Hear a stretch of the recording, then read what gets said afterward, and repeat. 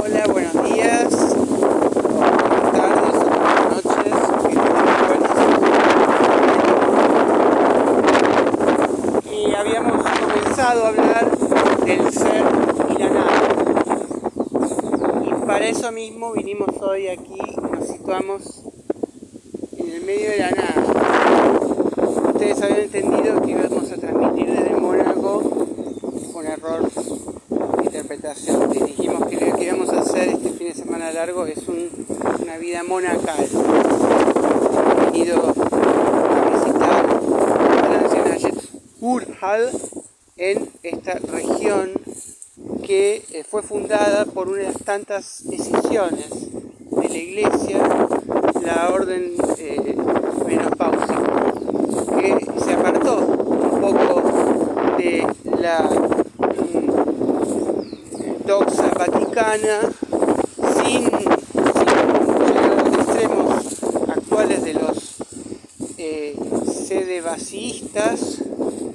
Así como están los terraplanistas, están los que creen que actualmente la sede del Vaticano está vacante, los sedevacantistas. Bueno, esta es una región entonces que inicialmente fue poblada por quienes emigraron de una antigua Rortumbria en Al-Hadash, Salamarcanda, que se llamaba antiguamente Salamarcanda Al-Hadesh, ¿no? Lógicamente los cambios de tribus han producido sus naturales cambios de denominación. Es el caso de Bizancio, que también es Istambul, que también es Constantinopla, y que incluso fue llamado una vez erróneamente por un niño Caputiti. Pero vamos a adentrarnos ahora en la obra del genial dramaturgo, novelista y escritor y filósofo francés Jean-Paul Sartre. Como ustedes saben, ya el nombre Jean-Paul albergaba en el deseo de sus padres que les nazca un intelectualista.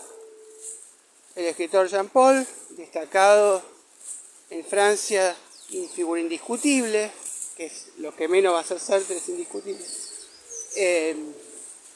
Quiero decir, no era un polemista, y es quizás para nuestra comunidad sí una referencia cercana. Es citado en Der Witz und seine Beziehung zum Unbewussten, el chiste y su relación con el inconsciente, como una de las tantas fuentes y definidores del humor. Y Jean-Paul dice allí que el chiste es el casamentero entre dos personas que no casan bien, ¿no? Freud se nutre muchas veces, bebe de definiciones previas que no refutan su elaboración, en la que engarza toda la teoría del psicoanálisis al chiste, al que hace uno de las formaciones del inconsciente, una de las posibilidades de poder hacer que se exteriorice un deseo sin que entre en conflicto con las represiones normales que tenemos que hacer en sociedad. Ustedes saben que lo que Freud llama el malestar en la cultura, que es algo que el ser humano ha tenido siempre, no por la inteligencia artificial, como lo hacen algunos analistas, se debe a su obligación de reprimir muy atávicas apetencias, inclinaciones, y esto entonces lo tiene siempre un poco a media máquina, o halbherzig, como se nos llama, a medio corazón. El ser humano no dispone de todas sus fuerzas, porque parte de ellas se encuentran precisamente destinadas a evitar que la otra parte de la fuerza se dediquen a violar a todas las mujeres, atacar a todos los hombres. Hay una fuerza muy importante que está puesta para la autocontención. Bien, estamos entonces con el dato de que Jean-Paul Sartre ya nace privilegiadamente con el mandato o con el deseo, el anhelo de sus padres de ser una rutilante estrella de las figuras intelectuales francesas, cosa que por ejemplo Víctor Hugo Morales uno puede pensar que también, porque después de todo Víctor Hugo es el nombre de un escritor, sus padres evidentemente no esperaban un locutor de fútbol, se puede dedicar al relato, sí, pero... Y eso pasa con muchos otros. Miguel Ángel Russo tal vez esperaban un escultor, Rubén Darío Insúa esperaban un poeta nicaragüense, les nació director técnico. Bueno, continuemos entonces sin apartarnos. Hay que aclarar que la figura del escritor comprometido no la inventa Jean-Paul Sartre. Tampoco, digamos, es que parte de una génesis ideativa y luego se ejerce en una conducta. Al contrario, parte de la conducta a partir del caso Dreyfus, ¿verdad?, que divide a la población de Francia, pero donde un judío que no es culpable es culpado, y esto hace que famoso Jacques, Émile Zola, se convirtiera en un intelectual comprometido, es decir, que abandona estas novelas que está escribiendo para participar, meterse de lleno en el barro de la realidad, de la actualidad, y intervenir con todas sus fuerzas para evitar que se cometa una injusticia. Entonces, Émile Zola, vale la pena hacer un párrafo aparte, es uno de los padres del llamado naturalismo o el realismo científico en la literatura. Para Émile Zola, el escritor moderno está capacitado para realizar verdaderos documentos de una época objetivamente, neutralmente. Y entonces todo lo que pensamos ahora, que una novela es un artefacto escriturario, no es un testamento, podemos jugar con la lógica de sus sentidos más allá de las intenciones del autor.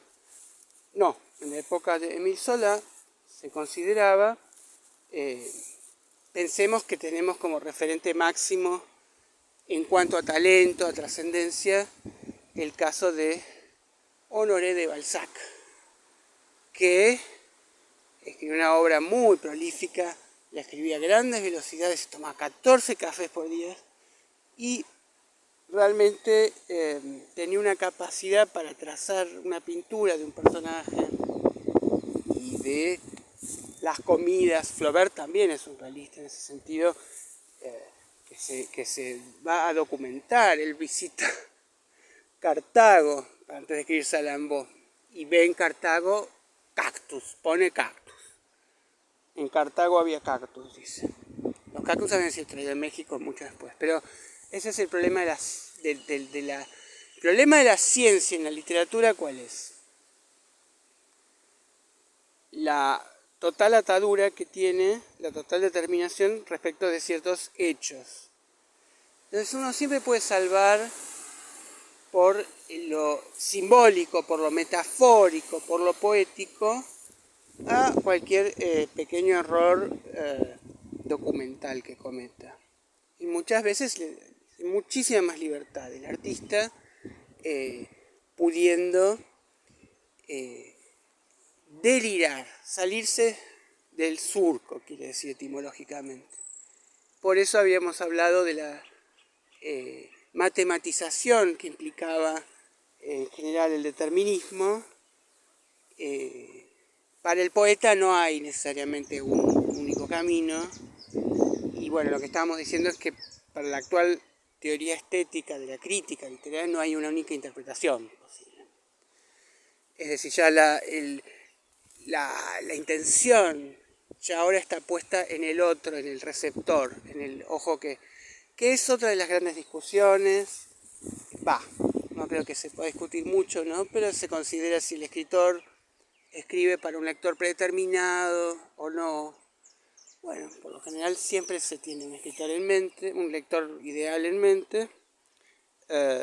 Muchísimas veces sobrevive una obra a ese lector y sobre muchas épocas, porque Don Quijote de la Mancha no fue pensada para gente que tenía inteligencia artificial y celulares, y desde luego la razón por la que sobrevive es un poco ajena a la razón por la cual vivía en ese momento. Y tenemos muchos ejemplos de de que pagar el precio de la trascendencia es un poco a veces vaciarse, desvirtuarse del sentido originario. Por eso es tan importante lo simbólico.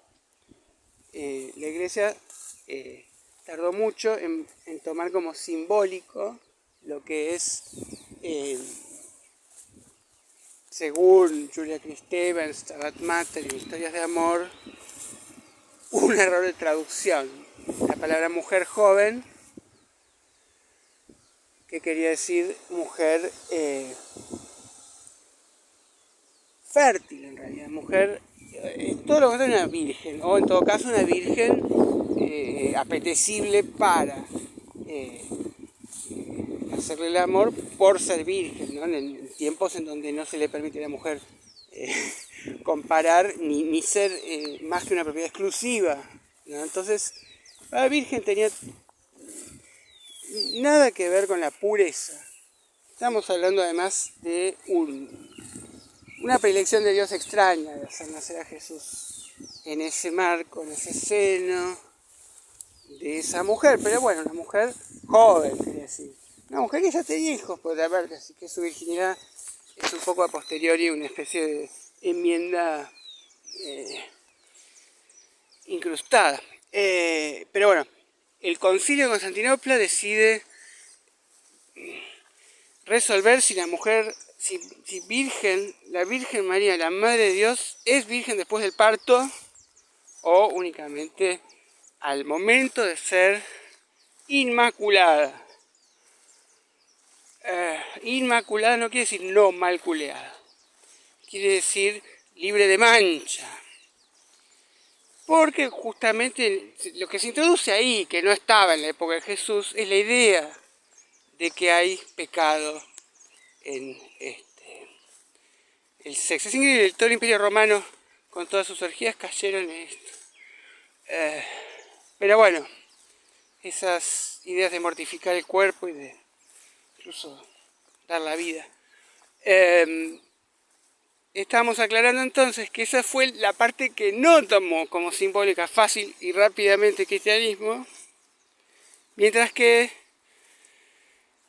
vamos a ver una higuera ahora. Si quieren les muestro una higuera.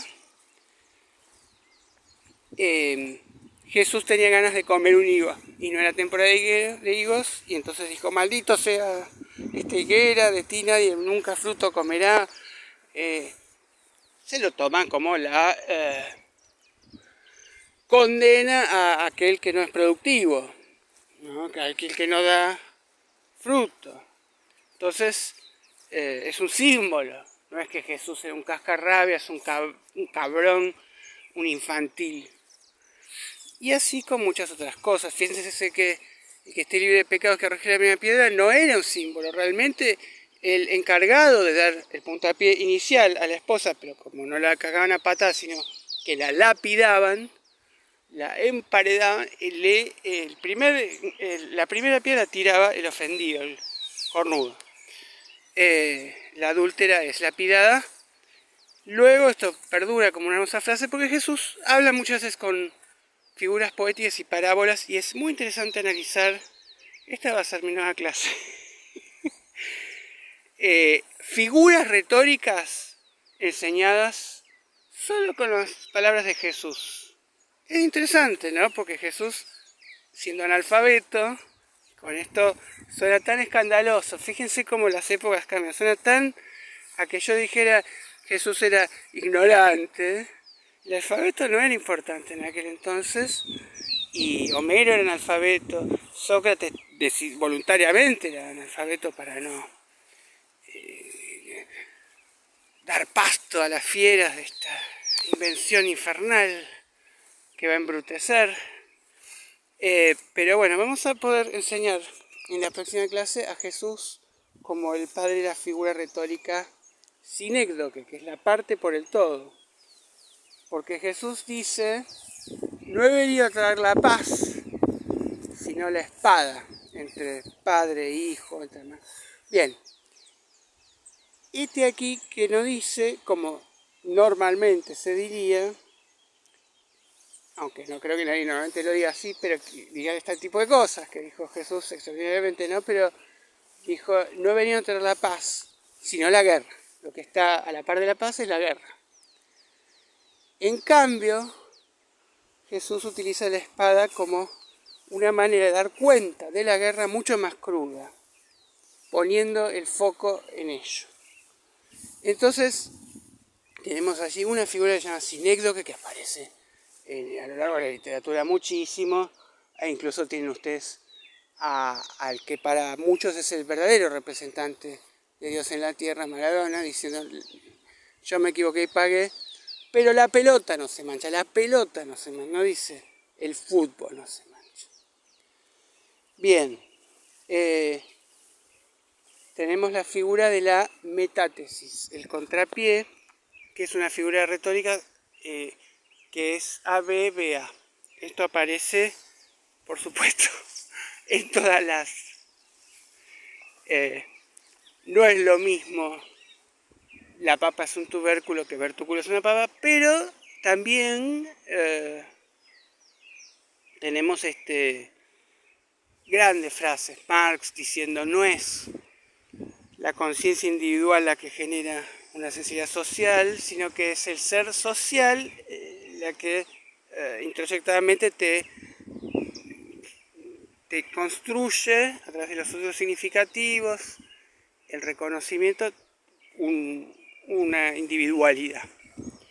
En Marx aparece muchísimo esta figura porque es una figura bien dialéctica, bien hegeliana, de invertir los términos. Pero en Jesús aparece cuando dice, llega un momento de que tienen que, supongamos, hacer una represa hidroeléctrica un sábado.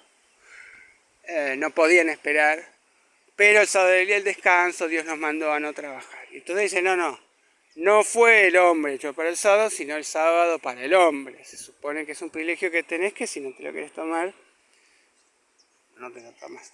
Bien, tenemos también la famosa frase cuando le preguntan si el cristiano rebelde debe pagar los impuestos al César, al statu quo oficialista opresor, y él, observando una moneda con la efigie del César, dice, dad al César lo que es del César, es decir, que allí tenemos el César metafórico y el César literal en una misma frase. Es decir que podríamos enseñar muchísimas figuras retóricas a partir de la obra de nuestro Señor Jesucristo, el Nazareno, el unigénito. Pero todo esto no tenía nada que ver con nuestra propuesta inicial de enseñar hoy a Sartre, ya no desde el ser como la semana pasada, sino desde la nada misma. Bien, ¿qué teníamos para decir de Sartre rápidamente? Sartre toma de Heidegger la idea de que estamos abiertos, no, pero te vuelves para tu casa con el culo roto, no en ese sentido, sino de que el yecto, ¿cómo se traduce? Nacemos con un destino, esto se podría, digamos, simplificar sin hablar de ontología y ni de nada metafísico, diciendo que realmente el ser humano, a diferencia de los animales, no tiene una conducta estereotipada. Los animales, por eso Schopenhauer dice que el gato que vio Julio César es el mismo gato que veo yo ahora, hacen las mismas cosas, son iguales. Y no tienen libertad. La libertad la tenemos los seres humanos. en la famosa película Sorba el griego, se pregunta, Alexis Sorba, dice, el hombre quiere ser libre, la mujer no. No es un animal la mujer. Allí tienen ideas muy también interesantes sobre lo que es el sentido del pecado. Dice que el peor pecado que un hombre puede cometer es que si una mujer lo llama para coger, no acudir. Es lo único que Dios no perdona. Pero hay que pensar también en el contexto que tiene que ver no con la lujuria, sino con la necesidad de repoblar Grecia en ese momento. Pero es una idea interesante, porque es más que ver con lo que pasa ahora, con el mandato, lo que era el deseo y es la prohibición, y ahora se volvió una obligación. Y estamos en una época en la que estadísticamente en el mundo, a pesar de todas las facilidades, ha disminuido la frecuencia de relaciones sexuales entre adultos. Así que es un tema que da para investigar. Pero bueno, en relación a Sartre, ¿por qué dijimos Sartre? ¿Quién me pidió Sartre? Podríamos abordar su pelea con Albert Camus, lo llamaba la Mucamita, así como Nicole Neumann en su momento. O sea, realmente peleas de altísimo nivel relacionadas con, bueno, cuando el famoso te le da un cabezazo algeriano de mierda. No, tenemos que hablar de una vuelta al sujeto. Tras digamos, la caída de la propuesta de los grandes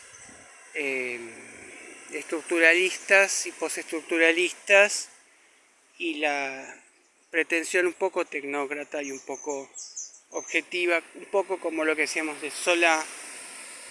Es decir, Sartre se inscribiría como un pensador mucho más del lado de los artistas que de los científicos, donde tiene que haber también una impronta jugada, tiene que mojarse los pies, tiene que mancharse, tiene que dar su rúbrica y equivocarse, atreverse a equivocarse, asumir el riesgo.